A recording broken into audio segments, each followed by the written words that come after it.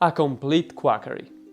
That's what one of the top Egyptologists of his time called a contraceptive method written on a papyrus discovered in 1889. Little did he know, modern medical science would prove him wrong. The ancient Egyptians already had some pretty effective ways to prevent pregnancy, and they weren't the only ones in the past with such knowledge. Welcome to the series Inventions of the Past. We've put together this series to explore some adits from ancient times, where many of our common-day objects originated, and to show that, sometimes, the ancients weren't as primitive as some might think.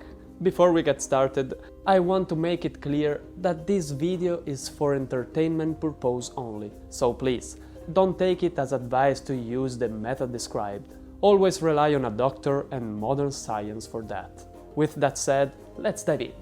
In this video, we'll focus on techniques based on the scientific knowledge of the time, shedding light on some incredible advanced methods and other that, frankly, weren't scientific at all. Let's start with the oldest record from Egypt. Much of what we know today about medical techniques from that era comes from studying two particular papyri, which include diagnoses, prescriptions, and even descriptions of diseases. These two papyri are the Khnum papyrus, which I mentioned at the beginning of the video, and the Ebers papyrus. The older of the two dates back to the Middle Kingdom of ancient Egypt, that's almost 4,000 years ago. In this papyrus, the following contraceptive advice is written: block the vagina with gum or a mixture of honey and sodium carbonate. Or another solution was to use a paste made from crocodile dung mixed with sour milk. Yeah, hearing the ingredients of these two methods, I'm sure no one would want to try them out. And I don't think crocodile dung is readily available for most people. But why could this actually be effective and not just quackery, as the Egyptologists Llewellyn claimed? We know that conception can be prevented in two ways: by killing the sperm or by blocking the entrance to the cervix, thus preventing sperm from entering the uterus. As for the first method, sodium carbonate is a compound that contracts the mouth of the uterus, making fertilization unlikely. Meanwhile, the honey or gum mixes with the sperm and prevents it from entering the uterus. The second method, the one using crocodile dung, might sound nuts and definitely gross, but it actually made sense. You see, milk was used to dilute the feces to prevent infection, while crocodile dung was the real kicker. It's alkaline, much like modern spermicides, which means it chemically neutralizes sperm. So, if you happen to have a crocodile. The second papyrus also provided some nifty solution to prevent pregnancy. One method involving a tampon soaked with finely ground acacia leaves mixed with honey. This tampon was then inserted into the vagina. Now, this may sound surprisingly modern because the main chemical component of acacia shrubs is lactic acid, which, lo and behold, is one of the most commonly used ingredients in modern spermicides. Nowadays, lactic acid isn't derived from acacia, but produced differently, yielding more effective results. But surely, the Egyptians' method could have had a decent success rate. However, it definitely didn't guarantee no pregnancy for 2 years, as suggested in the papyrus. And then, there is another incredibly important contraceptive method that has been documented since ancient Egypt, and I'm talking about the condom. But hold on a second. If you like what you see on Chronobit, smash that like button and subscribe to the channel. It costs you nothing, but makes a huge difference to us. Thanks, and now back to our topic. It might sound bizarre, but a kind of condom made from animal intestines was already in use, primarily to prevent diseases. Yes, thinking about it now might turn your stomach, but considering the crocodile dung, it wasn't even the worst option. As for the term condom, we have to wait several centuries until the 1600s, when it was supposedly invented by the Dr. Condom for King Charles II of England.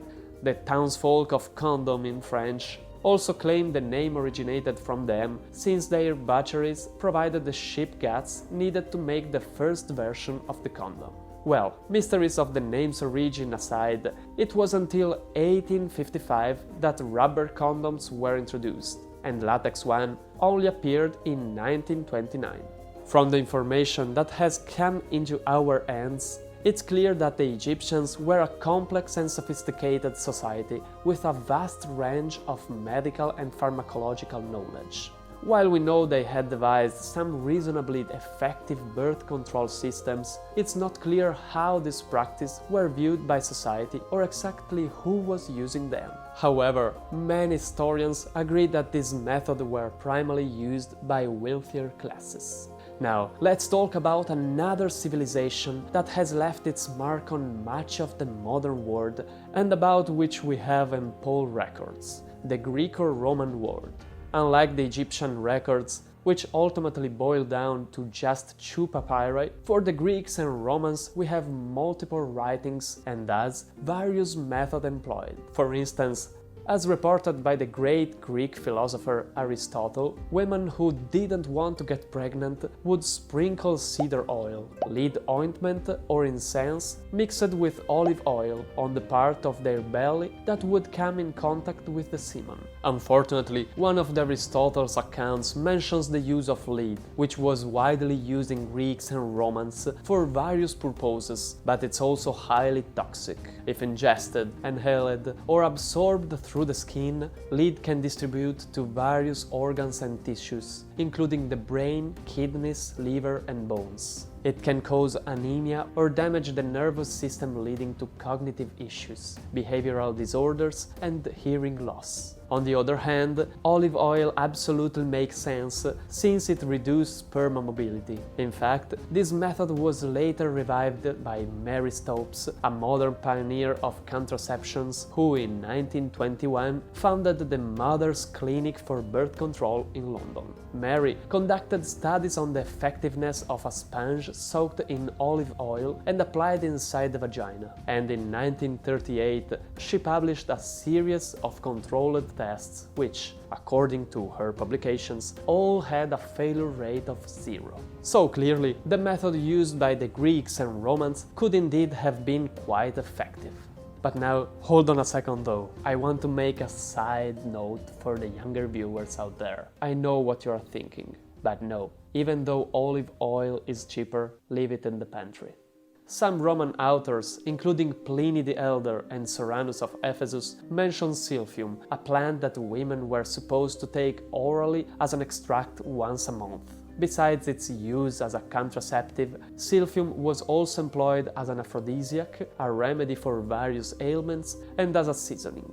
Due to these diverse uses and its rarity, its economic value was sky high. In fact, in Cyrenaica it was even depicted on coins, where it's clearly shown being weighted with great care. However, this herb hasn't made it to our time because it was over-harvested to extinction by the early centuries AD, so we don't really know its properties. But researchers have linked it to the Genius ferula, a type of wild fennel. In particular, it's thought to have been very similar to Asafoetida, a plant from the same family as silphium and also mentioned by some ancient Roman physicians. Asafoetida has been shown in lab tests to indeed have a progesterone inhibiting action, essential for preventing a fertilized egg from implanting. Alongside these 2 plants, Dioscoride and Galeno, 2 Roman physicians, listed about 10 other plants that served as oral contraceptives, including common juniper, pennyroyal, bitter apple, and wild carrot. Over the past 30 years, medical research has shown that indeed all these herbal potions were effective, but unfortunately also dangerous to health. The Roman probably realized this danger too, and that's why Soranus of Ephesus in his text on diseases of women